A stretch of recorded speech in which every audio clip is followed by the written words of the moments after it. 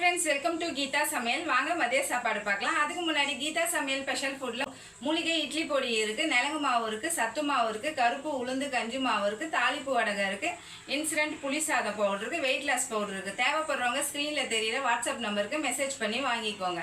வெப்சைட்லயே order பண்ணி வாங்கிக்கலாம். சுட சுட சாதம். இன்றைக்கி சின்னவன் பொடி தோசை கேட்டால் அவனுக்கு லஞ்சாக கட்டி கொடுத்து அனுப்பிச்சிட்டேன். எப்பயுமே டிஃபன் கட்டி கொடுக்க மாட்டேன். இவர் 10 நாளாக போகிறனால, தனியாக போகிறனால அவன் கேட்குற மாரி ஒன்று கட்டி கொடுத்துட்றது. இப்போ பசங்களாம் ஸ்கூலுக்கு போயிட்டால் 4 பேர்த்துக்கு ஒன்றா தான் கட்ட முடியும். அதனால் எப்பவுமே படிப்பாளிங்களாம் நிறைய இருக்கிறதுனால எப்பயுமே வேலைக்கிழமை நம்ம நான்வெஜ்ஜு செய்ய மாட்டோம். அதனால் பயிர் வகை குழம்பு ஏதாவது தான் வைப்போம்.